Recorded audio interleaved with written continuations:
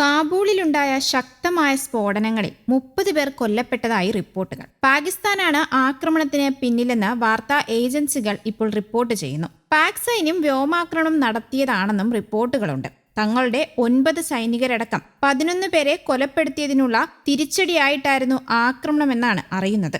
വിശ്വസനീയമായ രഹസ്യാന്വേഷണ വിവരങ്ങളുടെ അടിസ്ഥാനത്തിൽ നടത്തിയ ഓപ്പറേഷനിടെ ശക്തമായ വെടിവെപ്പിന് ശേഷം ഭീകരാക്രമണത്തിൽ പങ്കെടുത്ത 30 തീവ്രവാദികളെ നരകത്തിലേക്ക് അയച്ചു എന്നാണ് പാകിസ്ഥാൻ ഉന്നത സൈനിക ഉദ്യോഗസ്ഥനെ ഉദ്ധരിച്ചുകൊണ്ട് റോയിട്ടേഴ്സ് റിപ്പോർട്ട് ചെയ്തത്.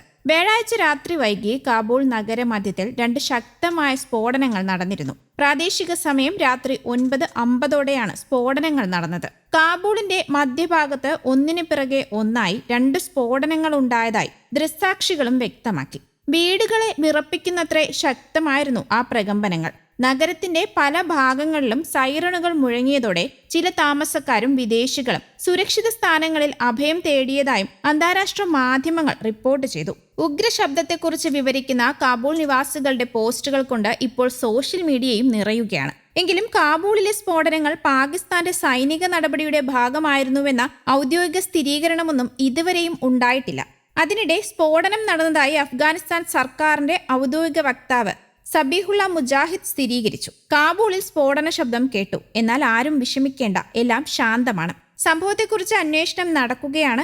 ഇതുവരെ നാശനഷ്ടങ്ങളൊന്നും റിപ്പോർട്ട് ചെയ്തിട്ടില്ല എന്നാണ് അദ്ദേഹം തന്റെ എക്സിൽ കുറിച്ചത്. അതേസമയം താലിബാന്റെ വിദേശകാര്യമന്ത്രി അമീർ ഖാൻ മുത്തഖി ഇന്ത്യയിലേക്ക് ഔദ്യോഗിക സന്ദർശനം നടത്തിയ സമയത്താണ് പാകിസ്ഥാൻ വ്യോമാക്രമണം നടത്തിയതെന്നതും പ്രധാനപ്പെട്ട ഒരു സംഭവമാണ്. പാകിസ്ഥാൻ പ്രതിരോധ മന്ത്രിയുടെ മുന്നറിയിപ്പിന് പിന്നാലെയാണ് അതിർത്തി കടന്ന ആക്രമണങ്ങൾ എന്നതാണ് മറ്റൊരു കാര്യം. തിങ്കളാഴ്ച മച്കച്ചി ജില്ലയിൽ പാകിസ്ഥാൻ സൈനിക വാഹന വ്യൂഹത്തിന് ലക്ഷ്യമിട്ട് ബലൂച്ച് ലിബറേഷൻ ആർമി നടത്തിയ IED സ്ഫോടനത്തിൽ ഒരു സ്പെഷ്യൽ ഓപ്പറേഷൻസ് കമാൻഡർ ഉൾപ്പെടെ 9 സൈനികർ കൊല്ലപ്പെടുകയും 6 പേർക്ക് പരിക്കേൽക്കുകയും ചെയ്തു. പാകിസ്ഥാൻ സായുധ സേനയുടെ മാധ്യമ പബ്ലിക് റിലേഷൻസ് വിഭാഗമായ ISPR ആക്രമണത്തിൽ ഇന്ത്യക്ക് പങ്കുണ്ടെന്ന് അന്ന് ആരോപിച്ചിരുന്നു. ഇന്ത്യയുടെ പകരക്കാരായ ബലൂച്ച് ലിബറേഷൻ ആർമി എന്ന് വിളിക്കപ്പെടുന്ന തീവ്രവാദികൾ മച്കച്ചി ജില്ലയിലെ പ്രദേശത്ത് സുരക്ഷാ സേനയുടെ വാഹനങ്ങളെ IED ഉപയോഗിച്ച് ലക്ഷ്യമിട്ടു. 7 സൈനികർ വീരമൃത്യു വരിച്ചു എന്നാണ് ISPR ആരോപിച്ചത്. പാക് സുരക്ഷാ ഉദ്യോഗസ്ഥർ കൊല്ലപ്പെട്ടതിനെ തുടർന്ന് സംഘർഷം വർദ്ധിച്ച സാഹചര്യത്തിൽ താലിബാന് മുന്നറിയിപ്പുമായി പാക് പ്രതിരോധ മന്ത്രി ഖ്വാജ ആസിഫും രംഗത്തെത്തിയിരുന്നു. പാകിസ്ഥാനെ ലക്ഷ്യമിട്ട് തീവ്രവാദികൾ അഫ്ഗാൻ പ്രദേശം തുടർച്ചയായി ഉപയോഗിക്കുന്നത് കണ്ട് ഞങ്ങളുടെ ക്ഷമ നശിച്ചുവെന്നും അഫ്ഗാൻ മണ്ണിൽ നിന്നുള്ള ഭീകരതയെ പാകിസ്ഥാൻ ഇനി വെച്ചു പൊറുപ്പിക്കില്ലെന്നുമാണ് ഖ്വാജ ആസിഫ് മുന്നറിയിപ്പ് നൽകിയത്. ഈ മുന്നറിയിപ്പ് പാക് വാർത്താ ഏജൻസിയായ ഡോണും റിപ്പോർട്ട് ചെയ്തിരുന്നു. തീവ്രവാദികൾക്കെതിരെ നടപടിയെടുക്കുന്നില്ല എങ്കിൽ ഇസ്ലാമാബാദ് കൂടുതൽ ശക്തമായ നടപടികൾ സ്വീകരിക്കുമെന്നാണ് ഖ്വാജ ആസിഫ് സൂചന നൽകിയത്. ഞങ്ങളുടെ ക്ഷമയ്ക്കും പരിധിയുണ്ട്. പാകിസ്ഥാനിലോ അഫ്ഗാനിസ്ഥാനിലോ ആകട്ടെ തീവ്രവാദികൾക്ക് അഭയം നൽകുന്നവരും അവരെ സഹായിക്കുന്നവരും അതിന്റെ അനന്തരഫലങ്ങൾ അനുഭവിക്കേണ്ടി വരുമെന്നും ഖ്വാജ ആസിഫ് വ്യക്തമാക്കി.